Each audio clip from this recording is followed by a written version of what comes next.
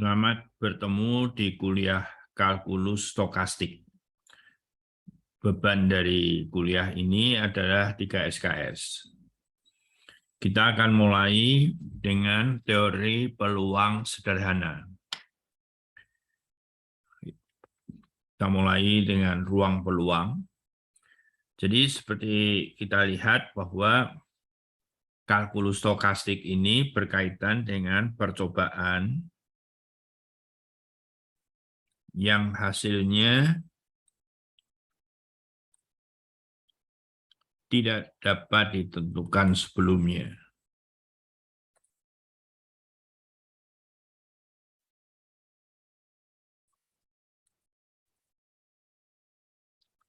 Kita hanya tahu setelah percobaan itu dilakukan, ya. Jadi hasil akan diketahui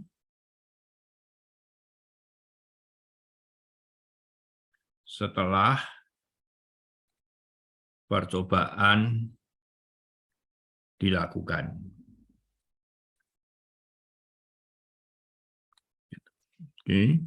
Nah, ya, dilakukan. Sebagai contoh, misalkan percobaan pelemparan satu dadu. Kalau dadu ini dilempar, kita tidak tahu apa hasil yang akan keluar. Apakah angka 1, 2, 3, dan seterusnya. Ya. Tetapi kita tahu bahwa pelemparan satu dadu ini salah satu dari angka 1, 2, 3, 4, 5, atau 6 itu akan muncul. Ya. Dan ini yang kita sebut sebagai ruang sampel dari pelemparan dadu. Jadi mungkin kita menggunakan bahasa Indonesia saja, sampel gitu. Nah, jadi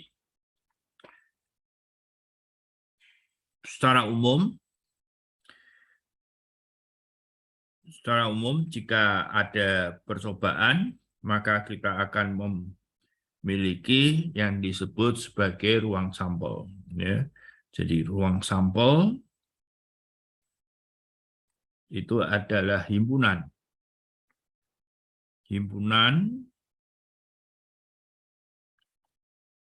yang terdiri dari semua kemungkinan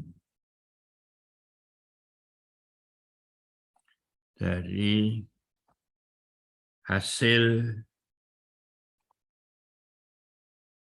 percobaan, ya, jadi tadi seperti tadi percobaan random, ya, jadi percobaan yang kita tidak tahu hasilnya dan kita akan tahu setelah percobaan itu dilakukan. Nah, biasanya ruang sampel ini akan kita tulis dengan notasi omega, ya. Begitu. Ya, ini hanya sekedar kebiasaan. Nah, tentu saja ruang sampel yang lain adalah pelemparan koin, ya. Di dalam pelemparan koin, maka omeganya itu adalah apakah disebut sukses dan gagal ataupun 1-0, itu bisa-bisa saja. Ya.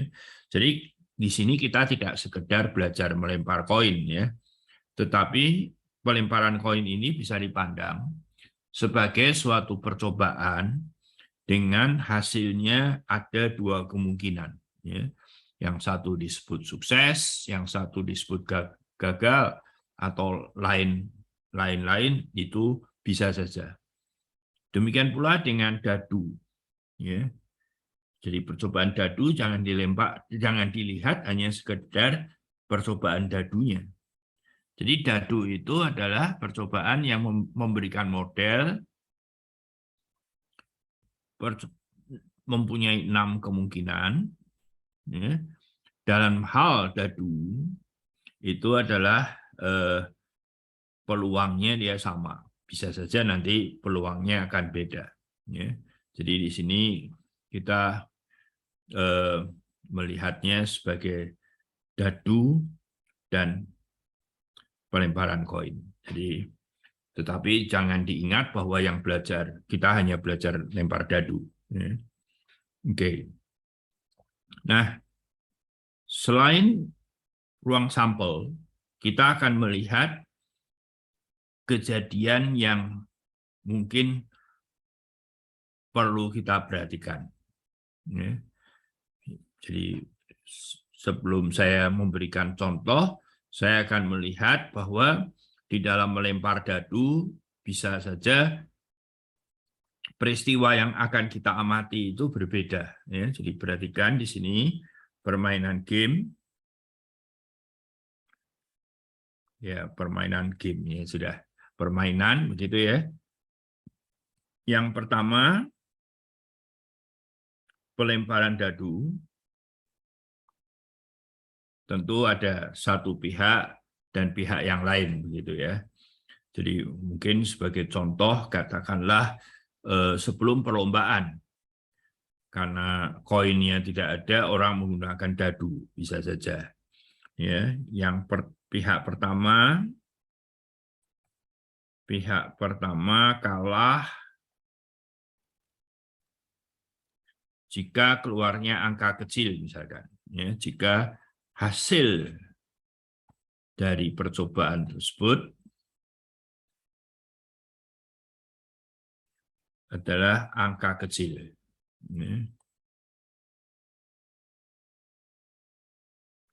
Yaitu misalkan 1, 2, 3. Misalnya. Jadi kalau keluarnya salah satu dari itu, kalah. Terus, dalam hal lain, ya, pihak pertama menang, ya. Jadi ini kalah, ini menang. Jika hasil dari percobaan itu adalah angka besar. Angka besar. Yaitu 4, 5, 6. Gitu. Oke. Nah, games yang kedua tetap pelemparan dadu, tetapi pihak pertama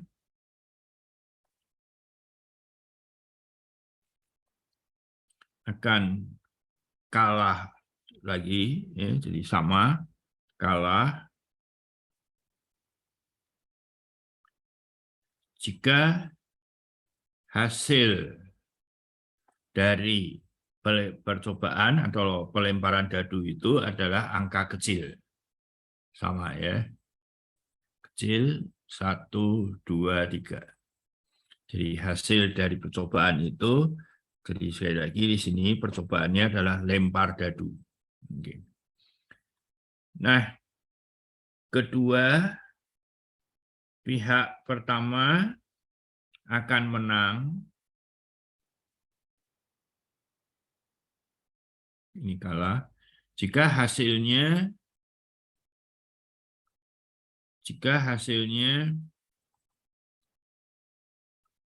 ini orang luar yang main menang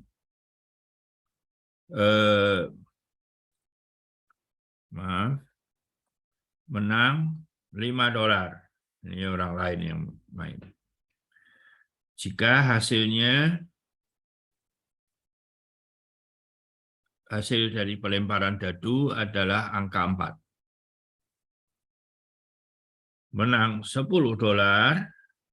jika hasil dari pelemparan dadu adalah 5. Dan yang terakhir adalah menang $15 kalau keluarnya angka 6. Nah, ini akan memberikan implikasi kejadian. Ya, kejadian dari pelemparan dadu ini akan berbeda. Ya, jadi sekali lagi, kalau saya punya ruang sampel, itu adalah omega tadi, kemudian kita ingin melihat A itu adalah subset dari omega, itu disebut kejadian.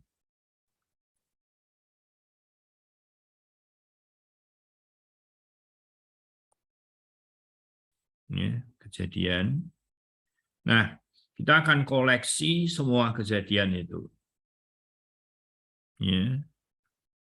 Nah, apa saja yang bisa kita lihat di dalam games yang pertama tadi? Tentu saja omega itu ada di dalam perhatian kita, yaitu bahwa apa sih yang semua kemungkinan yang terjadi. Kedua tadi adalah himpunan 1, 2, 3. Ya, yang mungkin nanti akan kita singkat sebagai A saja. Nah, tentu saja kalau 1, 2, 3 itu bisa terjadi, lawannya juga bisa terjadi, kan? Jadi dalam hal ini 4, 5, 6, ya, yaitu A komplement, gitu. Nah, apa saja lagi yang perlu dimasukkan nanti akan kita lihat. Ya. Di kejadian kedua, apa saja yang perlu kita perhatikan? Omega tentu, tadi yang kalah, lawannya juga masuk, tetapi kita juga harus memperhatikan kejadian-kejadian yang lain, yaitu kejadian hanya keluar angka 4, karena ini urusan membayar, kan? Kemudian 5, 6, dan seterusnya. Ya. Nah, ini adalah nanti, ini belum selesai, kita akan melihat ini sebagai sigma field. Ya. Jadi sigma field, ya, definisi,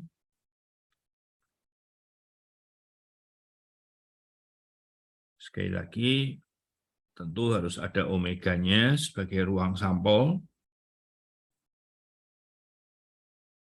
Kemudian kita definisikan sigma field, ya, atau sigma jabar. Satu buku dengan buku yang lain berbeda, tidak masalah. Sigma field adalah koleksi dari semua kejadian. Koleksi dari semua kejadian yang perlu diperhatikan. Jadi di dalam game pertama, belum selesai ya, kejadian yang perlu diperhatikan dengan sifat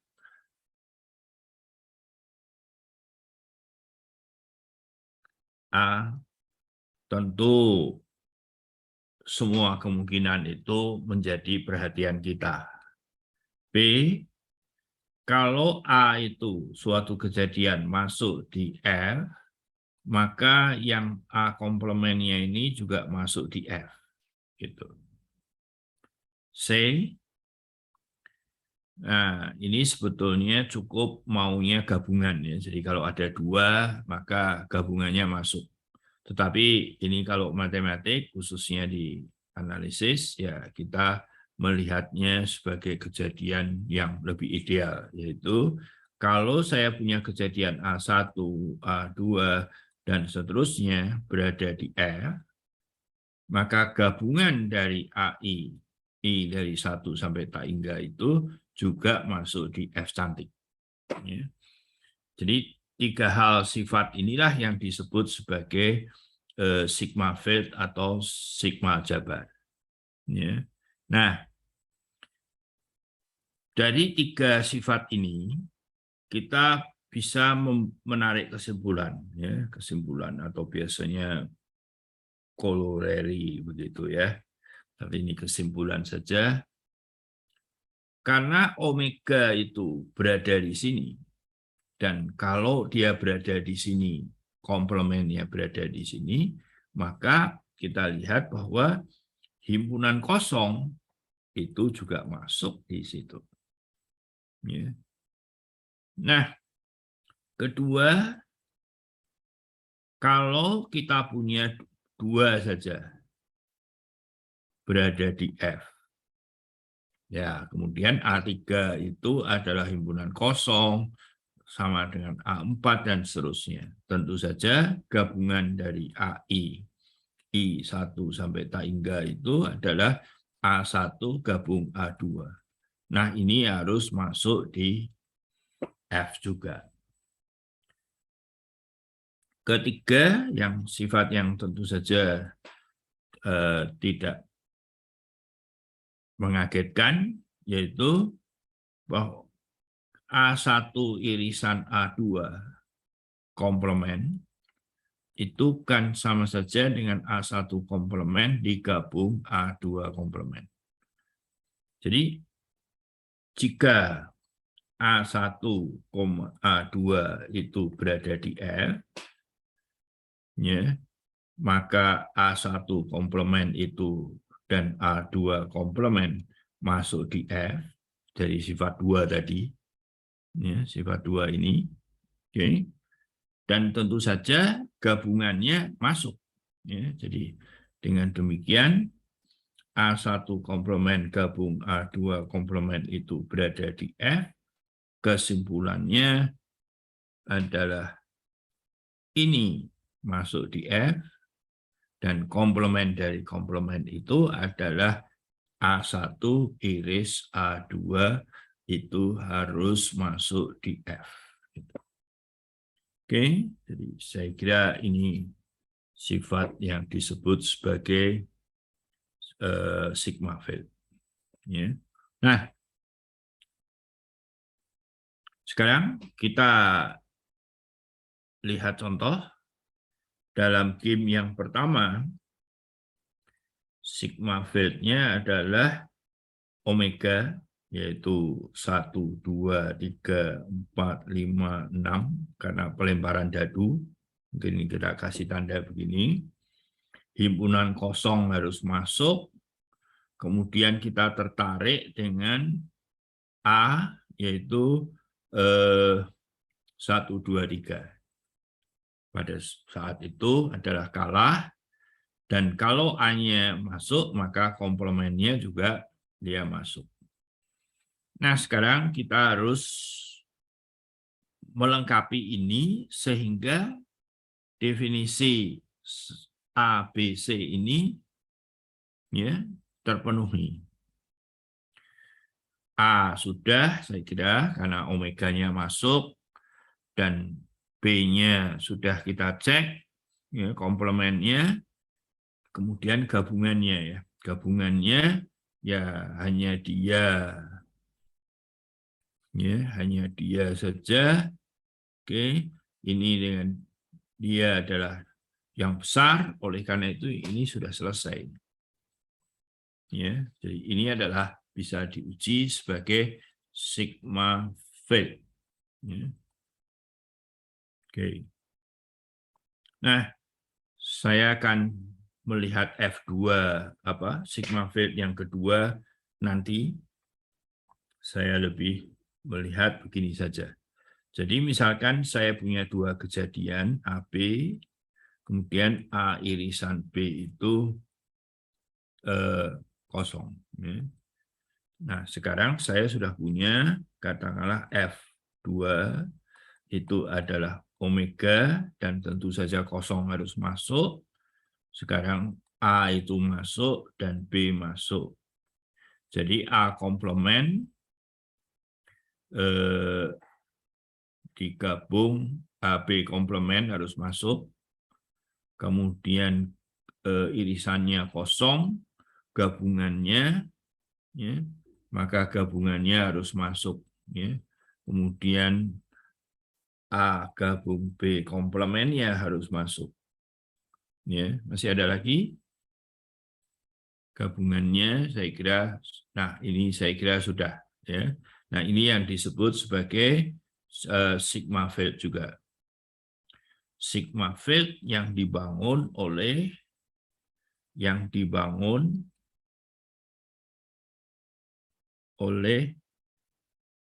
ya tentu saja mungkin jangan F, saya sebut saja G, yaitu omega AB. Tetapi dengan A irisan B-nya itu kosong. Ya. Jadi sampai di sini. Nah, Anda bisa mencoba apa yang harus dilengkapi kalau kita punya A, B, A irisan B-nya tidak kosong. Ya.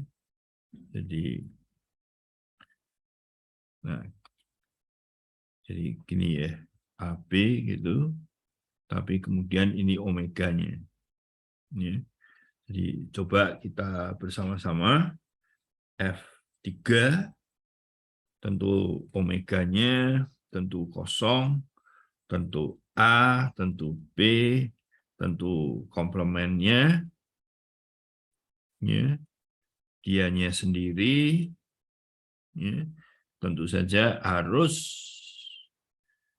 komplemennya juga masuk. Sekarang gabungannya, ya, gabungannya dan gabungannya ini juga harus masuk. Masih ada lagi? Tentu saja kalau saya ambil A gabung ini, dia tidak berubah, B juga, irisannya, ya, masih ada lagi. Tentu saja sebetulnya saya kira sudah tidak ada ya. Oke. Jadi F3. Nah, kita sekarang saatnya untuk melihat yang percobaan kedua, ya. Jadi F2 saya beri topi saja begitu. Tadi omega yaitu 1, 2, 3, 4, 5, 6, kosong, 1, 2, 3, mungkin ini lebih baik A saja. A begitu, yang isinya adalah 1, 2, 3, komplemennya masuk. Ya. Sekarang kita lihat bahwa 4 harus masuk, 5 masuk, 6 masuk, kemudian gabungannya ya. Jadi gabungannya A digabung 4, A digabung 5, ya. A digabung 6, oke. Juga ada nanti A digabung 45, ya. A digabung 56, A digabung 46, ya. Kemudian A digabung 456 saya kira tidak perlu, dan kemudian apakah komplemennya perlu?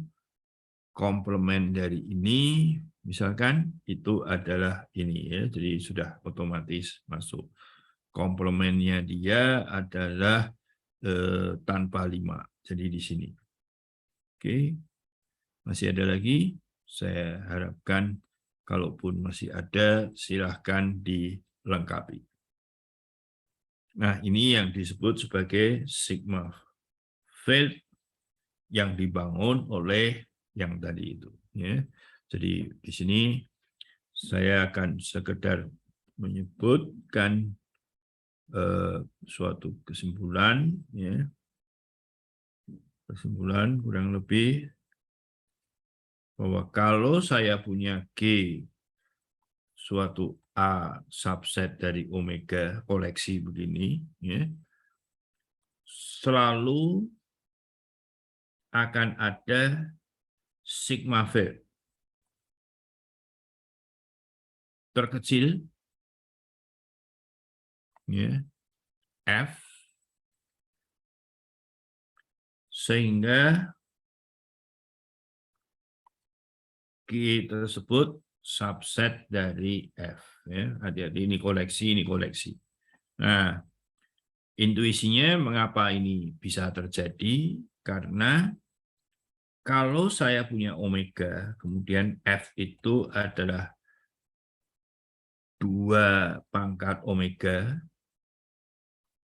ya, yaitu koleksi dari semua. Jadi A-nya adalah subset dari omega, ya, gitu. Koleksi dari semua subhimpunan dari ruang sampel itu selalu membentuk sigma field atau sigma aljabar. Jadi kita selalu bisa mencarinya karena yang paling besar itu minimal menjamin adanya ini. Nah, saya kira agar videonya tidak cukup panjang, saya stop sampai di sini dulu.